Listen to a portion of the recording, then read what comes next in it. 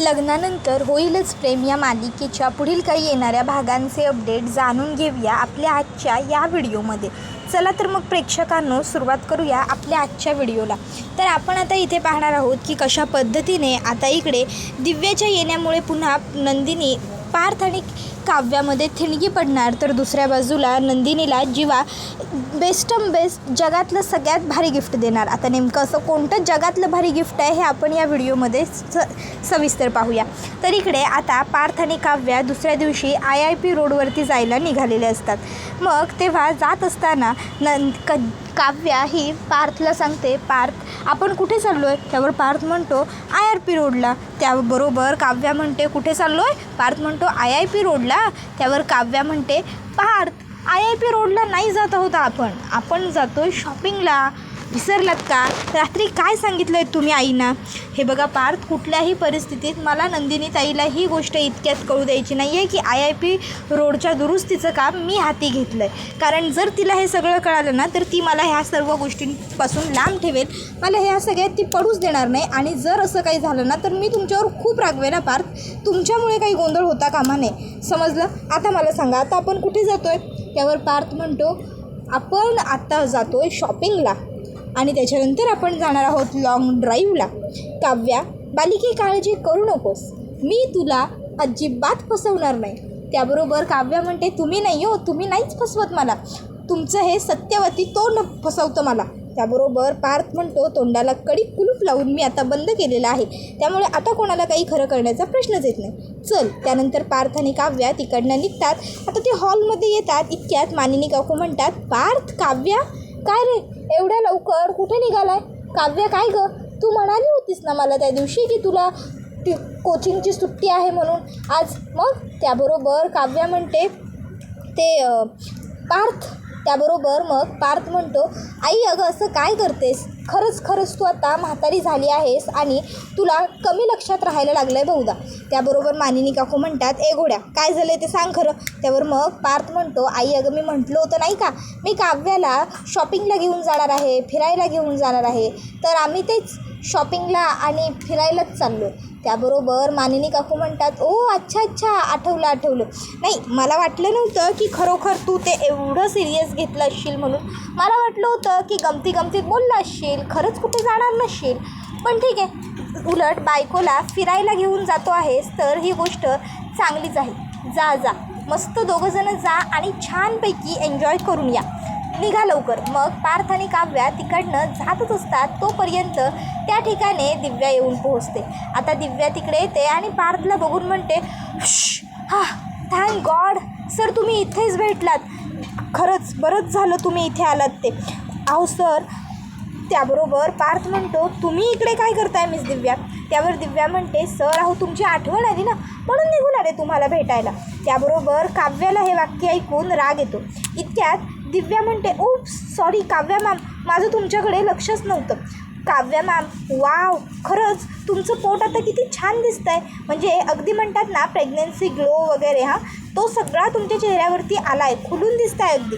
त्याबरोबर काव्याला आता दिव्याचा राग झालेला असतो ना, त्यामुळे काव्या म्हणते की तू जेव्हा गर्भवती राहशील तेव्हा तू सुद्धा अशीच दिसशील चांगली, त्यात एवढं काय. त्याबरोबर मग लगेचच आता ती म्हणते मॅम अहो असं काय करताय, लग्न तर व्हायला हवं ना त्याच्यासाठी. त्यावर मग काव्या म्हणते मग त्याचा विचार काय करायचा, करून टाकायचं लग्न, एखादा चांगला मुलगा बघायचा. आणि त्यावर लगेच दिव्या म्हणते एक्झॅक्टली ना, तोच तर प्रॉब्लेम आहे ना मॅम. काय आहे ना सध्याची सगळी चांगली मुलं ऑलरेडी एंगेज्ड आहेत ना, त्यामुळे आमच्यासारख्या समजूतदार सालस मुलींना चांगली मुलं मिळतच नाही. तो काय सर बरोबर की नाही, आहेत की नाही चांगली मुलं एंगेज? असं बघून ती म्हणत ती पार्थकडेच बघत असते. पार्थ तर तिला काही याच्यावर उत्तर देत नाही. त्याबरोबर मग आता लगेचच काव्या म्हणते तू आलीस कशाला इथे, यांना मिस करत होतीस म्हणून तू घरी भेटायला येशील. त्याबरोबर दिव्या म्हणते उप्स सॉरी मॅम, अहो तुम्ही कुठे घेताय ते एवढं सिरियस, मी तर जस्ट जोक केला. अहो ते एक महत्त्वाचं काम होतं ना म्हणून त्यासाठी मी घरी आली. त्यावर काव्या म्हणते की तुमची सगळी महत्त्वाची कामं वगैरे नंतर, सध्या मी आणि पार्थ आम्ही एका कामासाठी बाहेर चाललो आहे, त्यामुळे तू थांब. त्याबरोबर मग आता पार्थसुद्धा म्हणतो की हो दिव्या काव्या बरोबर बोलत आहेत, आम्ही जरा महत्त्वाच्या कामासाठी चाललो आहे तर आपण नंतर भेटू. त्यावर काव्या म्हणते भेटू. त्यावर पार्थ म्हणतो कामासाठी आपण नंतर भेटू दिव्या, आता सध्या मी काव्या मॅडमबरोबर चाललो, कळलं का. त्याबरोबर आता काव्या लगेचच दिव्याला म्हणते दिव्या समजलं का तुला तुझ्या पार्थ सरांनी काय सांगितलं ते, त्यामुळे आत्तापुरतं तरी तू ऑफिसलाच जा, कारण आता इथे सध्या कोणतंही काम होणार नाही आहे, समजलं का तुला. बरं चला पार्थ, आपल्याला उशीर होतो आहे, आपण निघूया आता. दिव्या म्हणते सर पण 1 मिनिट. त्याबरोबर पार्थ म्हणतो आता काय मिस दिव्या. त्यावर दिव्या म्हणते सर नाही म्हणजे ठीक आहे, तुम्ही म्हणताय तुम्हाला काव्या मॅमबरोबर बाहेर जायचं तर इफ युअर चॉईस, बट तरी पण मी तुम्हाला रिमाइंडर करणं माझं काम आहे ना. मी काय म्हणत होते सर, आज आपले ते गुहागरवाले क्लायंट आहेत ना, ते येणार आहेत. ते क्लायंट गुहागरवरून एवढं लांबून येणार आहेत आपल्याकडे आणि पुढच्या तासाभरात ते ऑफिसला पोहोचतीलसुद्धा. मी तुम्हाला हेच सांगण्यासाठी खूप कॉलसुद्धा करत होते, पण तुम्ही फोन उचलतच नव्हता, म्हणून मग शेवटी मला इकडे यावं लागलं. आणि सगळ्यात महत्त्वाचं म्हणजे ते क्लायंट येणं आणि त्यांच्याबरोबर मीटिंग होणं महत्त्वाचं आहे. पार्थ म्हणतो की त्यांना आपण थांबवू शकतो, तुम्ही सांगा की मी आज बिझी आहे, आपण उद्या मीटिंग करू. त्याबरोबर दिव्या म्हणते ओके सर, मी सांगते त्यांना, पण तुम्ही एक काम कराल का माझं सर प्लीज. त्यावर पार्थ म्हणतो काय काम आहे तुमचं मिस दिव्या. त्यावर दिव्या म्हणते तुम्ही प्लीज विक्रम सरांना सांगाल का ही गोष्ट, कारण ॲक्च्युली काय झालं आहे ना, माझ्याकडे विक्रम सरांनी ह्या डीलचा रिपोर्ट ताबडतोब रेडी करून मागितलेला आहे. बट आता जर मीटिंगच होणार नाही तर डील कशी होणार, आणि जर डीलच होणार नाही तर रिपोर्ट कसा जाणार. म्हणून म्हणते मी जर त्यांना सांगायला गेले ना की मीटिंग पोस्टपोन केली आहे तुम्ही, किंवा तुम्ही मीटिंग कॅन्सल केली आहेत वगैरे, तर उगाच ते माझ्यावरती रागवतील. त्यापेक्षा जर तुम्ही बोललात ना तर मग ते माझ्यावरही नाही रागवणार ना. म्हणून म्हणते सर प्लीज तुम्ही द्याल का माझा एवढा पार्थ सर विक्रम सरांना निरोप. त्याबरोबर मग काव्या पार्थला म्हणते पार्थ. त्याबरोबर पार्थ इकडे मनातल्या मनात विचार करतो की नाही नको, बाबांना कामाच्या बाबतीत अजिबात हलगर्जीपणा केलेला आवडत नाही. आणि तसंही जर उद्या जाऊन बाबांनी मला विचारलं की एवढं तू काव्याबरोबर कुठल्या महत्त्वाच्या कामावर गेला होता, तर मी IIP रोडला गेलो होतो काव्याला घेऊन, हे सुद्धा मी घरात सांगू शकणार नाही, कारण हे सगळं जर आईला कळालं तर आई काही मला सोडणार नाही. आणि त्याशिवाय हे सगळं काही काव्यांना नंदिनीपासून सुद्धा लपवायचं आहे, त्यामुळे सगळीच गडबड होऊन जाईल. त्यापेक्षा मी आज ऑफिसला जाणंच गरजेचं आहे. मी आज इकडे काव्याबरोबर IIP रोडला जाणंच कॅन्सल करतो. मग आता काव्या पार्थला म्हणत असते देशमुख अहो एवढा विचार कसला करताय, सांगून टाका ना तिला आम्ही सांगू म्हणून. ए दिव्या तू जा, आम्ही सांगू बाबांना. त्याबरोबर दिव्या म्हणते ओके मॅम, आणि ती जाणारच असते. इतक्यात पार्थ तिला हाक मारतो नाही थांब दिव्या. त्याबरोबर दिव्या थांबते. काव्या म्हणते आता काय आपल्याबरोबर घेत आहे तिला. त्यावर पार्थ म्हणतो नाही मी ऑफिसला जातो आहे काव्या तिच्याबरोबर. त्यावर काव्या म्हणते काय. त्यावर पार्थ म्हणतो हो मिस दिव्या तुम्ही पुढे व्हा, मी येतो मागून ऑफिसला. त्यावर मग आता तो म्हणतो की काव्य हे बघा बाबांना कामाच्या बाबतीत हलगर्जीपणा आवडत नाही, त्यात आपण शॉपिंगचं कारण सांगितलं आहे, आपण काही महत्त्वाचं कारणसुद्धा सांगितलेलं नाही आहे. मग बाबांना जर खरं कळलं तर खूप गडबड होऊन जाऊ शकते, आणि मी बाबांपासून हे कामाचं खोटं लपवूही शकत नाही, त्यामुळे प्लीजच. त्याबरोबर मग दिव्या म्हणते ओके सर, म्हणजे तुम्ही ऑफिसला येत आहे ना. त्यावर पार्थ म्हणतो काही पर्याय आहे का. त्याबरोबर मग दिव्या म्हणते नो सर नेवर. मग मी काय रिक्वेस्ट करते तुम्हाला तेवढी ऐकाल का. पार्थ म्हणतो आता काय. त्यावर दिव्या म्हणते ॲक्च्युली सर ते काय झालं ना, मी येताना ना आता रिक्षाने आलेली आहे आणि आता मला परत जायचं आहे, पण आता तुम्हाला तर माहिती आहे तुमच्या घराच्या तिकडनं रिक्षा मिळणं म्हणजे केवढं अवघड काम आहे, गवतातनं सुई शोधण्याला आहे. पण आता ह्या गवतातून सुई शोधण्याची गरज मला पडू नये आणि मला तुम्ही लिफ्ट द्यावी ही माझी इच्छा आहे. Please please sir please lift द्याल प्लीज. त्यावर पार्थ म्हणतो ठीक आहे, एवढं प्लीज प्लीज करण्याची काहीही गरज नाही आहे, देईन मी तुम्हाला लिफ्ट, जा तुम्ही बसा माझ्या गाडीत जाऊन मी येतो. त्यावर दिव्या म्हणते सर गाडीची किल्ली देताय का माझ्याकडे. पार्थ दिव्याला किल्ली देतो. आता हे बघून तर काव्याला आणखीन राग येतो. काव्या म्हणते कोण आहे ती तुमची, तुम्ही तिला सरळ तुमच्या गाडीची किल्ली का दिलीत. पार्थ म्हणतो अहो त्यांना मी फक्त जाऊन बसा सांगितलं. काव्य हे बघा प्लीज प्लीज रागवू नका ना, मला माहिती आहे की मी तुमच्याबरोबर न येता ऑफिसला चाललो आहे, ह्या गोष्टीमुळे तुमची खूप जास्त चिडचिड होते, पण एकदा मी काय म्हणतो आहे ते ऐकून घ्या. हे बघा काव्या तुम्हाला ही सगळी गोष्ट नंदिनीपासून लपवायची आहे, आणि तुम्ही आणि मी काल सगळ्यांना सांगितलं आहे की आपण शॉपिंगला जातो, आणि जर बाबांना ऑफिसमधून कळालं ना की मी एवढी महत्त्वाची मीटिंग पोस्टपोन केली आहे आणि मी कुठे गेलो होतो तर तुमच्याबरोबर शॉपिंगला, तर बाबा खूप रागवतील. त्यावर काव्या म्हणते, अहो पार्थ, पण आपण शॉपिंगला नव्हतो जात, आपण महत्त्वाच्या कामासाठी जात होतो, हे विसरलात का? त्यावर पार्थ म्हणतो, काव्या अहो हे आपल्या दोघात आहे ना, हे आपल्याला अजून तरी कोणाही तिसऱ्या व्यक्तीला सांगायचं नाही आहे. मग म्हणून म्हणतोय मी, जर मी आत्ता ऑफिसला नाही ना गेलो तर खूप मोठी गडबड होऊन जाईल. मी निघतो, हां, आपण पुन्हा कधी तरी जाऊ त्या रोडला. पार्थ तिकडनं निघून जातो. त्याबरोबर काव्याला तर आता राग आलेलाच असतो. त्यामुळे काव्या म्हणते, काही गरज नाही आहे मला कोणाच्याही सोबतीची, मी जाऊ शकते एकटे आणि मी माझी स्वतःची काळजीसुद्धा घेऊ शकते. आणि मग त्यानंतर काव्या रागातमात घरातनं बाहेर पडते. त्याबरोबर आता वसवत्या म्हणते, अरे हे तर दोघंजणं जाणार होते ना शॉपिंगला, मग गाडी कुठे चुकली? तर ही काव्या एकटीच बाहेर कुठे चालली, आणि ते सुद्धा इतक्या तावात? नाही, नक्कीच काहीतरी गडबड आहे. आता ही काय गडबड आहे नक्की, हे शोधून तर मला काढलंच पाहिजे. अर्थात जिथे वाद होणार असेल तिथे वसू नसेल तर कसं चालेल. म्हणून मग आता वसवत्या पटकन स्वतःची पर्स घेते, गाडी काढते आणि काव्याच्या मागे जाते. वसवत्या विचार करते, अरे ही कुठे चालली आहे? मागे तर मॉल गेले 2-3, पण ही मॉलच्या जवळ थांबलीसुद्धा नाही. आणि आता तर हिच्या गायनाईकचा रस्तासुद्धा हा नाही आहे. चालली आहे कुठे ही मॅडम, असा विचार वसवत्या करत असते. त्यावेळी आता काव्या ही IRP रोडवरती गाडी थांबवते. आता वसवत्या विचार करते की अरे ही या रोडला कशाला आली, म्हणजे हिला नंदिनीच्या मिसकॅरेजबद्दल कळालं की काय? नंदिनीचा अपघात विजयने केला आहे हेच समजलं आहे आणि म्हणून ही याच्याबद्दलचे पुरावे गोळा करायला आली असेल का? बाप रे, हे सगळं असं असेल तर खरोखरी काव्या केवढी हुशार आहे, किती चॅप्टर आहे. नाही, मला तिचं कौतुक करून नाही चालणार. काहीही करून मला जावई बापूंना वाचवायचं आहे. विजयरावांना वाचवायचं असेल तर एकच पर्याय आहे, विजयरावांना आधीच सावध करणे. मग वसवत्या विजयला कॉल करू लागते.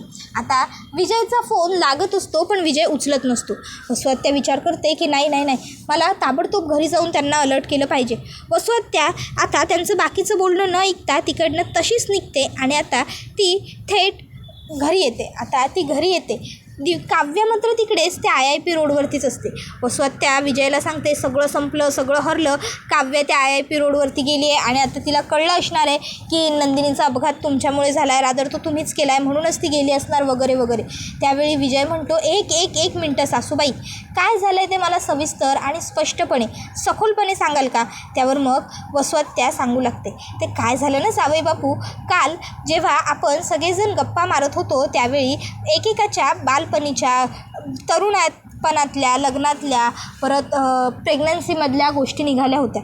तर त्यावेळी त्या IIP रोडचा पण बहुधा विषय निघाला असावा आणि म्हणूनच काव्या आता त्या IIP रोडला गेली आहे. जर काव्याला कळालं की तुम्ही हे सगळं घडवून आणलं, तुमच्यामुळे नंदिनीचं बाळ दगावलं तर काही खरं नाही, मग तुम्हाला हे घर कायमचं सोडावं लागणार, तुमची हकलपट्टी होणार जावई बापू, आणि मग मी सुद्धा काहीही करू शकणार नाही. त्याबरोबर मग विजय म्हणत असतो, पण तुम्हाला असं का वाटतंय सासूबाई की हे सगळं कोणाला कळेल म्हणून?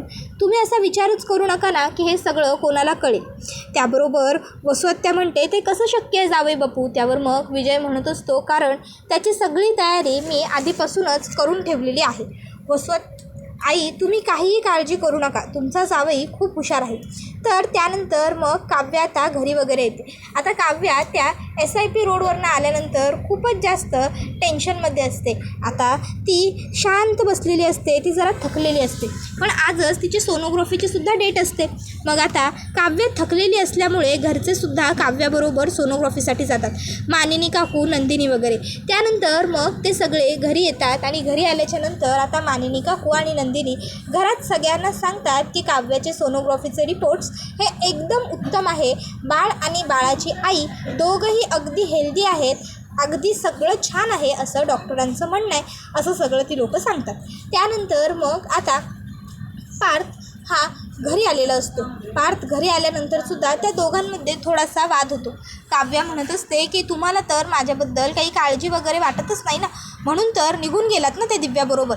मग आता पार्थ काव्याला म्हणतो, सॉरी ना काव्या, प्लीज मला माफ करा. त्यावर काव्या म्हणते, एका अटीवर. त्यावर पार्थ म्हणतो, मंजूर. काव्या म्हणते, आधी ऐकून तर घ्या. पार्थ म्हणतो, तरीही मंजूर, बोला काय अटे? त्यावर काव्या म्हणते की नंदिनीताईचा उद्या वाढदिवस आहे आणि आपल्याला तो सेलिब्रेट करायचा आहे, त्यासाठी तुम्ही मला मदत करायची. उद्या नंदिनीताईला घरातनं बाहेर घालवण्याची जबाबदारी तुमची. इतके जीवा येतो आणि विचारतो, काव्य का हाक मारत होतीस? त्यावर मग काव्या ही जीवाला म्हणते, तू जगातला वर्ल्ड बेस्ट नवरा आहेस नंदिनीताईचा, ते आम्हाला सगळ्यांना माहिती आहे, पण उद्या तू नंदिनीताईला वाढदिवसाच्या शुभेच्छा द्यायच्या नाही, रात्री 12 वाजताही नाही. त्यावर जीवा म्हणतो, अरे का, माझ्या बायकोचा वाढदिवस लक्षात आहे माझ्या. त्यावर मग काव्या आता त्यालासुद्धा तिचा सगळा प्लॅन समजून सांगते. रात्री 12 वाजतात. काव्या आता आईबाबांच्या मेसेजची वाट बघत असते, पण काव्याने आईबाबांनाही सांगितलेलं असतं की ताईला विश करायचं नाही. आईबाबांचा मेसेज फोन काहीच येत नाही. शेवटी नंदिनीला वाटतं की जीवा तरी पहिलं विश करेल, पण जीवा म्हणतो, मला खूप झोप आली आहे, मी झोपतो आणि जीवासुद्धा विश करत नाही. सकाळी उठल्यावर नंदिनी जीवाला मुद्दाम विचारत असते, आज तारीख किती आहे, आज वार कुठला आहे, कॅलेंडर तपासलं का.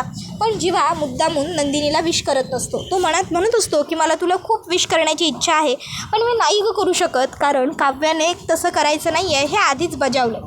त्यानंतर मग आता इकडे नंदिनी आनंद निवासला निघून जाते. आनंद निवासवरून परत नंदिनी जेव्हा घरी येते तेव्हा डेकोरेशनची सगळी तयारी घरातल्या सगळ्यांनी मिळून केलेली असते आणि सगळेजण नंदिनीच्या स्वागतासाठी दरवाजात उभे असतात. नंदिनी येते, सगळेजण मोठ्याने म्हणतात, हॅपी बर्थडे टू यू. त्याबरोबर आता सगळेच जण खूप खुश असतात. नंदिनीसुद्धा आनंदी होते आणि म्हणते, अच्छा, म्हणून तर तुम्ही मला कोणी विश केलं नव्हतं, बरोबर ना. कुणाची होती ही आयडिया? जीवा तुमचीच ना, थँक्यू सो मच. त्यावर मग आता लगेचच इकडे पार्थ म्हणतो, नाही, ह्यावेळीची आयडिया तुमच्या पतिराजांची किंवा पतिदेवांची नव्हती, तर यावेळीची आयडिया माझ्या धर्मपत्नीची होती, माझ्या पठ्ठराणीची होती. मग नंदिनी काव्याचे सुद्धा आभार मानते. त्यानंतर मग नंदिनी केक कापत असते. काव्या म्हणते, ताई अगं असंच कुठे कापतेस, आधी देवाकडे काहीतरी विश माग ना. मग नंदिनी विश मागणारच असते, इतक्यात जीवा म्हणतो, तुझी इच्छा मी आधीच तुझ्यासाठी देवाकडे मागितली आणि देवाने मला तथास्तु म्हणत ती पूर्णही करून दिली. त्याबरोबर नंदिनी जीवाला म्हणते, म्हणजे. त्यावर जीवा नंदिनीला हळूच सांगतो, आपल्यासाठीची सॅरोगेट मदर सापडली, जी आपल्या बाळाला तिच्या पोटात 9 महिने वाढवेल. त्याबरोबर त्या ठिकाणी आर्या आलेली असते, आर्या सामंत. आता आर्याला बघून नंदिनी इकडे खूपच जास्त खुश झालेली असते. मग सगळेच जण आर्याकडे बघतात आणि आनंदी होतात. आर्या तर सध्या तरी कोणालाच काहीच सांगत नाही. मग आर्या सगळ्यांना म्हणते, मी आले म्हणून तुम्ही सगळे गप्प का बसताय, प्लीज कंटिन्यू करूया ना, केक कापूया. त्याबरोबर मग आता सगळे मिळून एकत्र केक कापत असतात.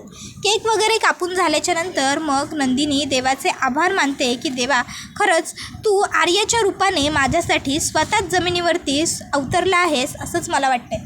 कारण खरोखर माझ्यासाठी, माझ्या बाळासाठी सॅरोगेसी मदर मिळणं खूप गरजेचं होतं आणि तुझ्या कृपेने मला ती मिळाली. अशीच कायम तुझी कृपादृष्टी आम्हा सगळ्यांवरती राहू दे आणि आम्ही सगळे कायम गुणागोविंदाने एकत्र सुखा समाधानाने नांदू दे.